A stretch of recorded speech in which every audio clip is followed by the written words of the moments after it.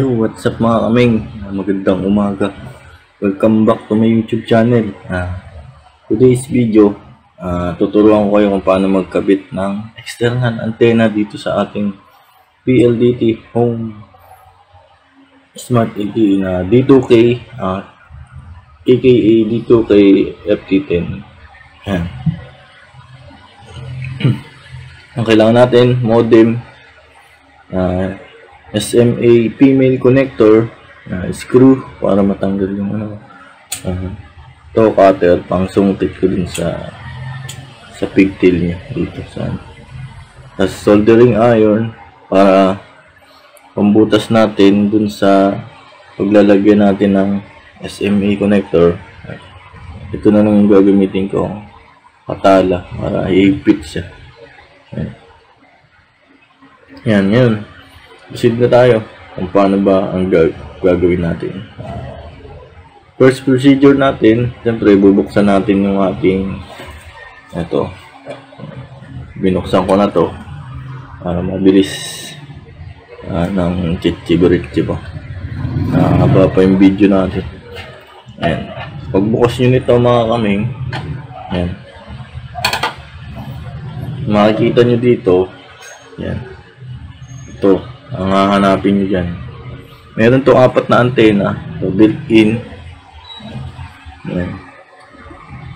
Nakakabit yan dyan, 4 yan. Pag unang bukas nyo nito ay may mga parang glue stick na nakalagay dyan na medyo lang naman tanggalin. Gamit lang kayo ng kung anong bagay na meron kayo dyan. Sungkitin nyo lang ng ganyan, paangat o ganun. Angat. Yan lang yung ginawa ko. Yan. 4 yan. Tatanggalin natin yung 2. Ang purpose kasi niyan para malaman natin kung may signal ba yung 2 built-in antenna. Kasi ang ilalagay natin is ito. External antenna na 2 at built-in antenna na 2 din. Pagsasamahin natin yun para mas mabilis. Ayun yung purpose niya. Yan. Ito, trial and error na ako dito. Ang dami ng beses. Yan. Tuturo ko na sa inyo kung paano ba ang mga tamang paglagay nitong mga port na to. Yan. Tignan nyo na lang dyan. Ilalagay ko dyan. Ito,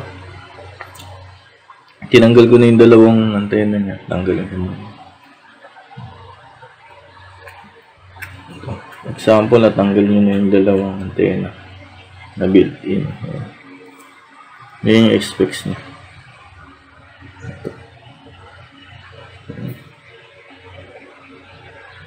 Lagay ko muna yun dyan. Yan, ito naman yung ipapalit natin. Yan, para malaman natin kung tama ba yung ating pinagtatatanggal dito. Ipapower natin itong modem. Titignan natin kung may signal siya. Once na kapag may signal siya, yan, ibig sabihin okay yung ginawa natin. Yan. Hindi na kayo mahihirapan kasi ito na. Ang mga numbers na ito, ilalagay ko na lang dyan. Yan, para matandaan nyo. Kaya tignan nyo na lang dito sa video. Ito, antenna number 0. Ang sumunod sa kanya ito, number 1, sumunod 2, tsaka 3. Yan, 0, 1, 2, 3. Yan, 0, 1, 2, 3 yung mga number niyan. Ilalagay nyo yung built-in antenna dito sa 0, tsaka sa 2. Ang tatanggalin nyo lang na built-in antenna nya is yung number 1 tsaka 3. Yan, pag natanggal nyo na yan, ito naman ang ikakabit natin. Yan. Ngayon, proceed muna tayo dun sa sinasabi ko na kung paano nyo malalaman yung built-in antenna na may signal. Yan. Let's go. Yan, ito yung pagkabit nya. Yung technique dito para malaman mo kung paano ba mahanap yung signal. Or kung may signal yung D2K. Sa 2 antena lang muna natin siya gagawin. Ang gagawin nyo, tatanggalin nyo muna yung dalawa. At pagka tatanggal yun ha, tapos hindi siya umiilaw yung signal niya, ibig sabihin hindi nag-work yung antena. Yan. Ito nilagay ko na dito kung saan may signal. Yan. Itong number 0, makikita nyo, ito number 0, saka number 2 antena, dyan ko siya nilagay. Itong built-in, ito yung built-in nya. Yan yung built-in antena. Itong dalawa na to. Yan, itong green. Yan, dalawa na yan. Yan. Ngayon, i-on na natin siya. May mga LED indicator naman ta dito. Tabi ko muna yan. Yan. Nagbuboot pa siya. Ito yung system, LAN.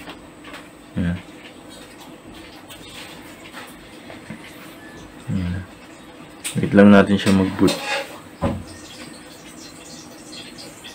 Pag once na nalaman nyo na yung signal, or kung saan may signal yung dalawang built-in antenna nya, kaya makikita nyo dito na may signal na siya. Ito. May LED indicator na siya. Yan. Ibig sabihin yan, may signal yung area. Yan. Papakita ko din sa inyo kung paano nyo ba ma-access yung kanyang dashboard, para makita nyo yung mga hinahanap natin signal. Para mapakita ko sa inyo. Yan. Yan. Let's go. Punta na tayo dyan. Ayan. Papasok naman tayo sa ating dashboard, mga kaming. Ngayon, lang tayo para makita natin yung ating hinahanap na signal. Ayan. Type nyo lang dito yung ating user. PLDT home. Tapos yung password na nilagay nyo. Ang default password nyan, PLDT home. PLDT home din yung password nyo. Sa akin kasi iniba ko na. Mapapansin nyo dito, ayan, ito, 16 dB. Ayan. Ayan, 16 dB na yan. Ito. Ayan. Ayan, makikita nyo, 16 dB. Ayan, 12 dB. Ibig sabihin, may signal siya. Kahit built-in lang yung antena. Ayan, dalawa. Ayan, mapapansin nyo dyan. Ayan. Yan. Ayan, makikita nyo dito. Dito nyo lang siya ikakabit, mga kaming. Ayan, dito sa may port na number 0 tsaka 2. 0 tsaka 2. Yung itong built-in antenna na dalawa. The rest, yung kanyang external antenna, ikakabit natin dito sa number 3 tsaka number 1. Ayan. Number 3 tsaka number 1 natin siya ikakabit. Ayan. Ngayon guys, kung ito yung sinasabi sa inyo para malaman nyo kung may signal ba yung built-in wifi antenna. Kasi kailangan yan para malaman nyo. Ang gagawin kasi natin, para makita nyo, pagsasamahin natin yung built-in antenna at saka yung external antenna nya para mas malakas yung makuha nyo. Ayun mga kaming, nalaman natin na may signal yung ating built-in antenna. Ngayon, ikakabit naman natin yung ating SMA female connector dito sa ating port. Ayan. Ito, tatandaan nyo lang naman dito kung saan nyo siya ilalagay. Lagay ko na lang dyan para hindi kayo malilito. Ito, ilagay natin ang external antenna. Yung number 1 tsaka number 3. Madali lang naman yung ilagay. Ayan, pasip na tayo dyan. Ilagay muna natin.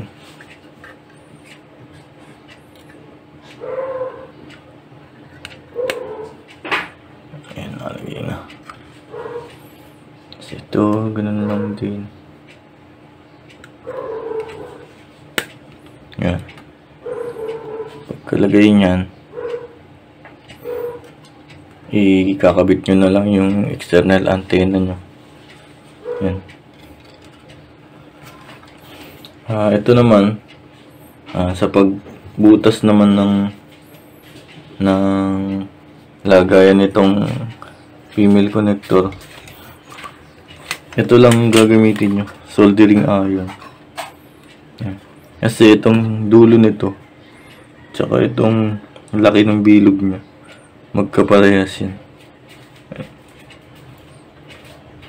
Mas madali pati siyang ibutas kaysa gamitan nyo siya ng drill bit o barena. Ayan. Pagbutas nito dito, ganyan na ginawa ko. Tapos may matitira diyang mga yung mga natunaw na plastic, inano ko lang yun ng cutter, nilinis ko lang para ang purpose niya ma-flat. Ito yung ganito nga pala pagbutas, medyo ang mahirap lang dito. Ito kasi siya binutas, medyo mahirap lang siya ikabit, pero nakakabit naman siya. Dalawa kasi itong pwede nyong option or do it yourself sa inyo gustong ilagay. Yung iba kasi naglalagay dito sa part na to, dalawa dito. Ang ayaw ko kasi dito, yung pag magkakabit ka na ng male adapter, male antenna na external, mahirap siya iikot yung baga higpitan. Dito kasi sa taas madali lang siyang higpitan.